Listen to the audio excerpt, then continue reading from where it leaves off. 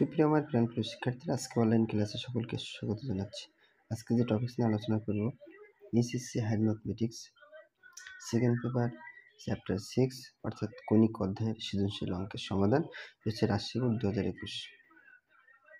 খুবই গুরুত্বপূর্ণ অঙ্ক, কারণ বোর্ডের অঙ্ক সকলেই জানো যে টাইপ ভিত্তিক যে অঙ্কগুলো আমি বলছিলাম তার আলোকে অর্থাৎ সেগুলো সম্মিলিত করে বা সংশ্লিষ্ট করে একত্রিত করে একটা বোর্ড কোশ্চেন আমাদের সলভ হচ্ছে।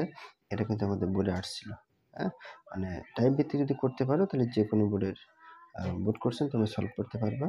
তোমাদের কাছে রিকোয়েস্ট সম্পূর্ণ দেখার জন্য, কারণ তোমরা যে কোনো বোর্ডের হও না কেন এটা তোমাদের জন্য কাজে লাগবে। অনেক সময় অনেকে ভাবতে পারো রাজশাহী বোর্ড 2021, স্যার আমার রাজশাহী বোর্ড তো আমি না, আমি অন্য কোনো বোর্ডের আন্ডারে, তাহলে এটাকে আমি করবো কিনা। সবার জন্য বলছি, করলে সবার জন্য 100%। অর্থাৎ কণিকের যে ধোঁয়াশা ছিল, যে কণিক যে আমাদের জন্য খুবই কঠিন জ্যামিতি অংশ, আবার এসএসসি অনেকের দেখা যায় হায়ার ম্যাথ ছিল না, এখানে আছে সব মিলিয়ে। অর্থাৎ আমরা বলতে পারি যদি আমরা ওগুলো মনোযোগ সহকারে দেখি এবং নোট করে রাখি, 100% সবাই এখান থেকে কণিকের বস হতে পারবে আর কি।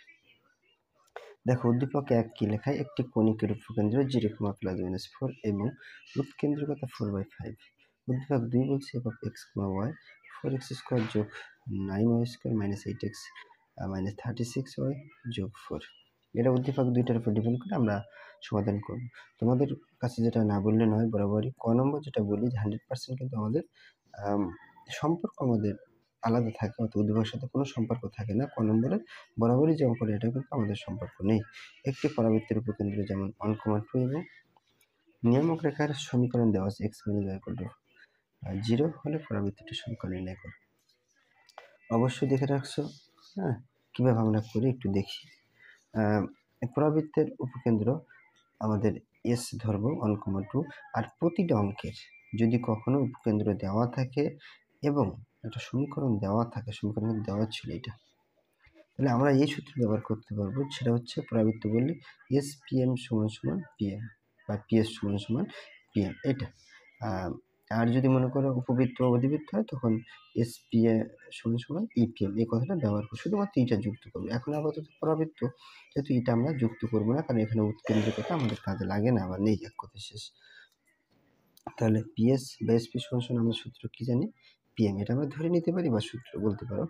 SP বের করার নিয়ম হচ্ছে, আমরা দূরত্ব অধ্যায়ের আমাদের নিয়ম 19 আমরা শিখে আসছি। তারপরেও এখানে আমি টাইপ ভিত্তিক অঙ্ক আমি করাইছি, তারপরে এখন আবার করছি। দেখো, এই যে মানটা আছে, তোমরা চাইলে 1টা আগে লিখতে পারো, আবার x আগে লিখতে পারো।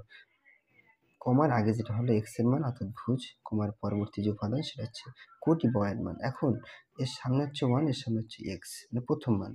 x - 1 এই দুটো বিয়োগ করবা, x - 1 হোল স্কয়ার, যোগ দিয়ে পরবর্তী মান y - 2 দুটো বিয়োগ করবা, 1 - 2 হোল স্কয়ার দিবা সূত্র, এবং একটা রুট দিবা। এটা হচ্ছে বাহুর দৈর্ঘ্য বা দূরত্ব নির্ণয় করার সূত্র। আমরা এখানে টেকনিক ব্যবহার করছি, সূত্র না। সমান PM এর মান যখন আমরা বের করবো, তখন এই যে সমীকরণটা আছে না, সবগুলো সমান ছিল, বামেন বা ডানে শূন্য বানাবো। তাহলে এখানে x - y, শূন্য কিন্তু লিখবো না, x - y এই যে উপরে লিখবো, আর নিচে লিখবো রুট দিয়ে x এর যে সহগ এর মতো স্কয়ার যোগ y এর সহগ কত -1 এর মতো স্কয়ার। ওকে, এটা হচ্ছে আমাদের নিয়মে আর কি, বা টেকনিক যাই বলো না কেন। বা এখন আমরা এটা সূত্র করব। সূত্র হচ্ছে a - b² বর্গ নির্ণয় সূত্র। এখানে a বলতে x আর b বলতে 1, তাহলে আমি লিখলাম x² - সূত্রে 2, a মানে হচ্ছে x, b মানে হচ্ছে 1 যোগ b² মানে 1²। আবার এখানে যদি আসি, a মানে b² বর্গ সূত্র, তাহলে a² - সূত্রে 2, a মানে y, b মানে হচ্ছে এখানে 2 যোগ b² মানে 2²। সমান এখানে যদি লিখি, অনেক তো এখানে ভ্যালু নেই, x - y, এটা যদি আমরা ক্যালকুলেশন করি, ক্যালকুলেট ডিভাইড করতে পারবো। এখান থেকে যেটা করি, তাহলে 2 আসবে। ওকে, এখন আমরা যে কাজটা করবো, কোনাকুনি গুণ করবো। ওকে, এর নিচে কিছু নেই, মানে হচ্ছে 1, এটা দিয়ে কোনে গুণ, তাহলে √2, আর এখানে এই মানটা আমরা লিখবো, যেটা আছে একটু সাথে লিখবো x² - 2x, কারণ এখানে 1 এর ভ্যালু নেই, এখানে লিখবো 1 সংখ্যা, আর এখানে হচ্ছে 2, 2 2 4 এর কত 5, আর এখানে থেকে y², এখানে থেকে হচ্ছে 2 2 4 4y, সমান এখানে থেকে x - y। বন্ধুরা, এখানে কোনাকুনি গুণ করে একবার x, দেখো এটা দিয়ে গুণ করলে এই কোণে বসে, আর এটা গুণ করলে। এখন আমার যে কাজ করতে হবে, অনেকে বলতে পারে স্যার এই রুট আর রুট তো বাদ হয়ে যায় না। আমি উভয় পক্ষকে বর্গ করবো, বর্গ করলে আমাদের তখনই বাদ হবে। √2 লিখে এই মানটা যা আছে লেখো, x² - 2x 5 যোগ y স্কোয়ার মাইনাস 4y। যদি আগে পিছনে রেখে সমস্যা নেই, এক্স মাইনাস y উভয় পক্ষ কী করবো, বর্গ করবো। আমরা যদি বর্গ করি তখন বর্গের সাথে রুটের আমাদের সম্পর্ক, অর্থাৎ রুট আর স্কোয়ার বাদ যায়, কারণ রুটের মান হচ্ছে হাফ। বাদ গেলে এখানে 2 থাকে, এটাও বাদ যায়, তার মানে এখানে x square minus 2x plus 5 যোগ y স্কোয়ার মাইনাস 4y এটা আমাদের থাকে। আর এখানে যদি আমরা সূত্র করি a মাইনাস b স্কোয়ার বর্গমূল সূত্র, a মানে কিন্তু এখানে x, b মানে হচ্ছে y, তাহলে এক্স স্কোয়ার মাইনাস 2xy যোগ y স্কোয়ার। আশা করি এটুকু সমস্যার কথা না। আর তোমরা যে কাজটা করবা, বাদ বাকি যে মানটা আছে সেই মানগুলো যদি আমরা বামে পার করে দিই এবং ডানে আমরা লিখবো 0, 2 দিয়ে গুণ করো তাহলে 2x স্কোয়ার, আবার 2 দিয়ে গুণ করলে 2 দুগুণে কত 4x, 2 দিয়ে গুণ করলে কত 5 দুগুণে 10, 2 দিয়ে গুণ করলে কত হবে 2y স্কোয়ার, 2 দিয়ে গুণ করো 4 দুগুণে 8, আর বাদ বাকি মানগুলো পাশে করো, প্লাস এর পাশে গেলে মাইনাস এক্স স্কোয়ার, মাইনাস এর পাশে গেলে প্লাস 2xy, প্লাস এর পাশে গেলে minus y square equal to 0। এখন আমরা এটা যোগ বিয়োগ যদি করি বা ক্যালকুলেশন করি তাহলে আমাদের একটা উত্তর যেটা আছে কি, বা আমরা যেটা চাচ্ছি সেটা আমরা পেয়ে যাবো আর কি। ওকে, এখন দেখো 2x স্কোয়ার, এখানে একটা স্কোয়ার, যোগ বিয়োগ করলে এখানে x স্কোয়ার পাবো। এর পাশে আমরা এইটা মানটা লিখবো, সাথে লিখবো এখন 2xy, এরপর 2 স্কোয়ার, আর এখানে যোগ বিয়োগ করলে y স্কোয়ার পাবো। বন্ধুরা এখন আমাদের যেটা থাকে তার নাম হচ্ছে মাইনাস 4x থাকে, তারপর এখানে থেকে মাইনাস 2, তারপর এখানে থেকে সংখ্যা হচ্ছে প্লাস 10। এটা আমাদের মূলত উত্তর, কিন্তু যেহেতু পরাবৃত্ত হলে আমরা মাথায় রাখতে হবে সমীকরণ y স্কোয়ার সমান 4x, এই চেহারা আসতে হবে না, x স্কোয়ার সমান 4ay। এই চেহারা যদি কখনো না আসে তখন আমরা আমরা বলতে পারবো না। এখন আমরা চেহারাটা আমরা একটু তৈরি করবো, এটা হচ্ছে এটা, অতএব x প্লাস y হোল স্কোয়ার, x প্লাস y হোল স্কোয়ার সূত্র কিন্তু আমাদের এটা একটু কিন্তু আমরা তৈরি করছি। কথা হলো স্যার কেন তৈরি করবো, এই যে আমরা স্কোয়ার তৈরি করতে না পারলে আমরা সেটা সমীকরণে পরাবৃত্ত আখ্যায়িত করতে পারবো না, তার জন্য। কারণ যেহেতু আমাদের বলছে পরাবৃত্ত সমীকরণ নির্ণয় করো, তাহলে এটা তৈরি করলাম, আর বাদ বাকি মানটা বসে গেল minus 4x minus 8 plus 10 equal to 0। ওকে, তাহলে এটা হচ্ছে আমাদের যেহেতু অ্যান্সার। যদি বলো স্যার কেন, কীভাবে হলো, আমাদের এখানে বলছিল যে পরাবৃত্তের সমীকরণ নির্ণয় করো লাস্টে, এই জন্য পরাবৃত্তের সমীকরণ হইতে গেলে আমরা স্কোয়ার কোনোভাবে তৈরি করে নিতে হবে। ওকে, এই হচ্ছে আমাদের 100% কারেক্ট অ্যান্সার। এখন আমরা যেটা যাবো সেটা হচ্ছে খ নম্বর। খ নম্বরে উল্লেখ করা আছে, অঙ্কটা খুবই গুরুত্বপূর্ণ, দেখো কীভাবে, কারণ অধ্যাপক কিন্তু আগে পড়ছি। খ নম্বর বলছে স্থিরাঙ্কের অক্ষদ্বয়কে, স্থিরাঙ্কের অক্ষদ্বয়, স্থিরাঙ্ক কই দেওয়া আছে দেখো তো, অধ্যাপকের 1 নম্বর স্থিরাঙ্ক কিন্তু এটা দেওয়া, স্থিরাঙ্ককে কণিকের অক্ষ বিবেচনা করে উদ্দীপক 1-এর কণিকটি সমীকরণ নির্ণয় করো। কথাটার ভিতরে অনেক তাৎপর্য এবং অনেক গুরুত্বপূর্ণ। যাক, আমি যখন বাস্তবে যাব তখন কথাগুলো একটু ক্লিয়ার এবং মনোযোগ সহকারে শুনো, মেনে নেবে আর কি, বুঝতে সুবিধা হবে। সময়ের অভাবে যাই হোক যেভাবে আমি করে রাখছি, উদ্দীপক 1 হতে আমাদের মূল উপকেন্দ্র ছিল আমাদের এটা 0 প্লাস মাইনাস 4, এটা ছিল, কিন্তু এটা মাথায় রাখবে। উৎকেন্দ্রিক থেকে আমরা এই দ্বারা লিখি, এর মান হচ্ছে 4/5, এটা মাথায় রাখবে। এরপরে উৎকেন্দ্রিকতার মান কিন্তু 4/5 দেওয়া আছে, এর সাথে আমরা 1কে তুলনা করব। যদি এর থেকে যে উৎকেন্দ্রিকতার মান এর থেকে যদি 1 বড় হয় তাহলে কণিকটা হবে উপবৃত্ত, এক কথা শেষ। কারণ এখানে আমাদের উল্লেখ করা আছে কণিকটি সমীকরণ নির্ণয় করো বন্ধুরা, তাহলে কণিকটি কোন সমীকরণ নির্ণয় করবো, এখানে তো কণিকের 3টা অংশে ভাগ, একটা হচ্ছে পরাবৃত্ত আছে, একটা হচ্ছে উপবৃত্ত আছে, একটা হচ্ছে অধিবৃত্ত, তাহলে আমি আন্দাজে কোন সমীকরণ করবো, তার জন্য কিন্তু এটা আমাদের এই যে উৎকেন্দ্রিকতার যে মান দেওয়া আছে সেটা 1কে তুলনা করব, যদি 1 বড় হয় তাহলে এক কথা আমরা বলছি এটা উপবৃত্ত। তাহলে এখন তোমরা নিজেরাই বলো, তোমাদের কাছে প্রশ্ন হলো স্যার আমি কোন সমীকরণ নির্ণয় করবো, তুমি নিজেরাই বুঝবা। এখন যেটা নির্ণয় করবো তার নাম কি, কণিকটা কি হবে দেখে বুঝবা, উপবৃত্ত হবে, কারণ উপবৃত্তটা আমরা পেয়ে গেছি। ওকে, আচ্ছা, যেহেতু আমরা পেয়ে গেছি তাহলে ধরি উপবৃত্তের সমীকরণ আমরা জানি এক্স স্কোয়ার এ স্কোয়ার যোগ ওয়াই স্কোয়ার বি করে, ওয়াই স্কোয়ার যোগ বি স্কোয়ার ইকুয়াল টু 1। এখন কথা হলো স্যার এই সূত্র আপনি বের করছেন ঠিক, এখানে আপনি বলতে পারেন যে এর মান না বির মানটা বড়। হ্যাঁ, এখানে আমাদের বির মানটা বড়। ওই যে বললাম একটা কথা গুরুত্বপূর্ণ আছে, তাৎপর্য বলছি স্থিরাঙ্কের অক্ষদ্বয়কে কণিকের অক্ষ বলছে। তাহলে আমাদের অক্ষ ছিল একটা হলো উপকেন্দ্রের স্থিরাঙ্ক কি ছিল, 0, মাইনাস এই 0, এই সূত্র লিখবো। যদি কখনো এর মানটা বড় হয় বির থেকে তুলনা করে, বির থেকে এর মান বড় হলে আমরা এই সূত্র ব্যবহার করব। এখন আমি ধরেছি তো এই মানটা বড়, তাহলে কোন ক্ষেত্রে, আমার তো কোনো যৌক্তিকতা পাচ্ছি না। হ্যাঁ, যৌক্তিকতার অর্থ হচ্ছে এখানে কণিকটি অক্ষ বিবেচনা করছে, তার জন্য আমাদের স্থিরাঙ্কের অক্ষদ্বয়কে কণিকের অক্ষ বিবেচনা করতে হবে। এখন একটা মান আমরা ছিল হচ্ছে 0, একটা মান আছে প্লাস মাইনাস 4, তাই না? এটা আমাদের মূলত ছিল। এখন বর্তমানে x এর মান হচ্ছে 0 আর y এর মান কত বলতো +-4। আমাদের প্রশ্নে বলা আছে যদি কখনো বৃহৎ অক্ষ যদি কখনো এরকম আমরা জানি মূলত তোমরা যদি বেসিক পড়ে আসো তাহলে জানবে বৃহৎ অক্ষ যদি কখনো y অক্ষ বরাবর হয়, বৃহৎ অক্ষের মান যদি কখনো y অক্ষ বরাবর হয়, y অক্ষ বরাবর হয় সেক্ষেত্রে আমাদের মানটা বির মানটা বড়। এখন কথা হলো বৃহৎ অক্ষ কোনটা? বৃহৎ বলতে আমরা বুঝি x এর মান এখানে হলো ছোট, y এর মানটা এখানে বড়। তাহলে এক কথায় শেষ, y এর মান এখানে বড় বিধায় আমাদের বির মানটা বড়। এক কথায় শেষ হবে টেকনিক। আবার বলছি এখানে যে দুইটা মান আছে, একটা 0 একটা +-4, এটা হলো x এর মান একটা y এর মান। y এর মান এখানে +- দুইটা মান আছে, মানকে একটু বড় ধরতে হবে, সেই ক্ষেত্রে আমরা বির মানটা বড়। এক কথায় শেষ। তাহলে এই টাইপের অঙ্ক আসলে তোমরা এভাবে করবে, আর মূলত আমাদের নিয়ম হচ্ছে ওইটা। এখন যেহেতু আমরা বির মান বড় পেয়েছি, আমাদের ওই এখানে যেটা শর্ত দেওয়া আছে অক্ষদের কথা বিবেচনা করে বলছে, তার জন্য আমরা মানটা পেয়ে গেছি। এখন আমরা যে সূত্রটা লিখবো এখানে বলা আছে 0, +-b। এখন একটা মান দেওয়া আছে আমাদের, এটা কিন্তু সূত্র আবার একটু লিখে নিই। একটা মান দেওয়া আছে 0, একটা মান আছে +-4।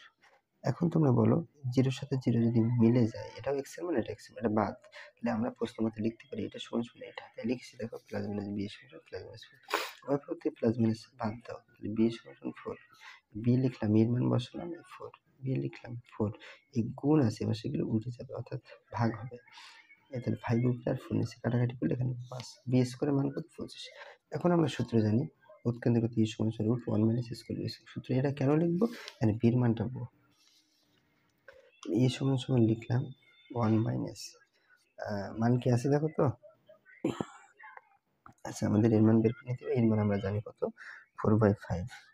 তাহলে এখানে লিখবো 4/5, আর এখানে হচ্ছে আমাদের স্কয়ার উপরে লিখলাম, আর বি স্কয়ার মানে হচ্ছে 25।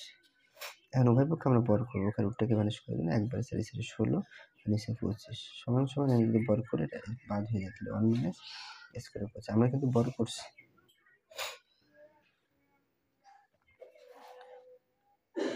তাহলে এখানে যে কাজটা করবো 16/25 প্লাস অফ -1 সমান -স্কয়ার/25। এখন আমরা একটু লসাগু করবো, তোমরা চাইলে ক্যালকুলেটর ডিভাইস দিয়ে করতে পারবে, সমস্যা নেই। হ্যাঁ, লসাগু হচ্ছে 25, তার মানে এখানে 16, এর সাথে কিছু নেই, এটার সাথে গুণে 25 16 যোগ দিয়ে করলে -9/25। এখন আমরা যে কাজটা করবো সেটা হলো উভয় পক্ষ থেকে দেখো 25 বাদ দিলাম, মানে ভাগ, এক কথায় গুণ করলে আমরা বাদ হয়ে যায়, মাইনাস বাদ দাও। স্কয়ারের মান কত বলো তো? স্কয়ারের মান হচ্ছে আমরা পাচ্ছি 9, বলতে স্কয়ারের মান পাইছি, বি স্কয়ারের মান পেয়ে গেলাম। এখন এই মান যেটা আমরা কথা লিখবো, আমাদের যে সমীকরণ ছিল এটা লিখে স্কয়ার আর বি স্কয়ারের মান কোথায় বসিবে? আমাদের মূলত সমীকরণ। তোমরা চাইলে এটা 1 নম্বর দিতে পারো, আর 1 নম্বর যদি না দাও সমস্যা নেই, 1 নম্বরে বসিয়ে পায়। আর 1 নম্বর যদি কেউ না দাও তখন এখান থেকে আমরা একবারই লিখবো, মান বসিয়ে দেবো। ওকে, বাই স্কয়ার যোগ square by B square equal to 1।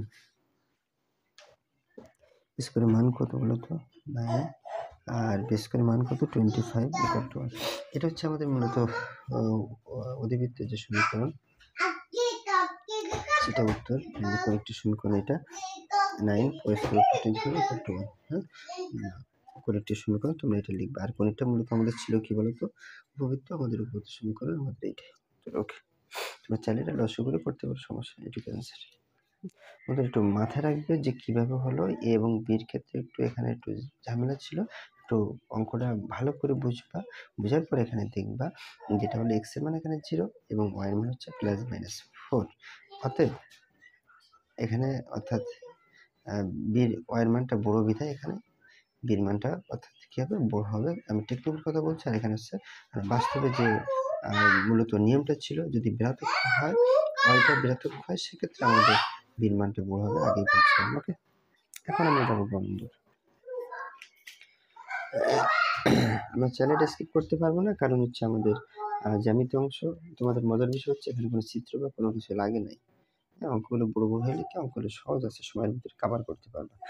উদ্দীপক 2 আছে দেখো, f of x y equal to এই মানটা আমাদের দেওয়া আছে। আবার প্রশ্ন বলা আছে এটা ইকুয়াল টু 0 হবে।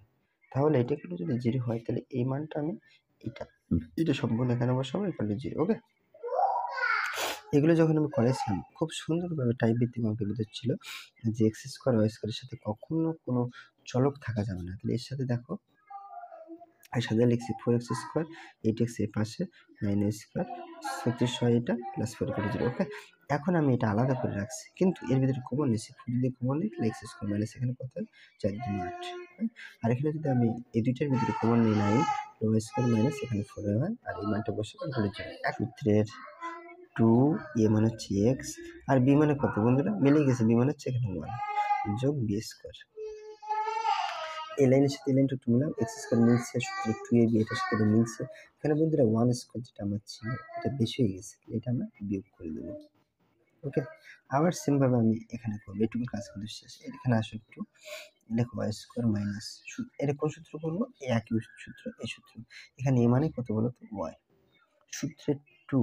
এখন বলছি এ মানে কিন্তু ওয়াই, এখন বি মানে আমার কত লাগবে? আমি যদি এখানে 2 দিয়ে গুণ করি তাহলে দেখো 2 2 4 4 মিলে যাচ্ছে, তাহলে বি মানে কত 2, তাহলে এখানে কি লিখবো বি স্কোয়ার।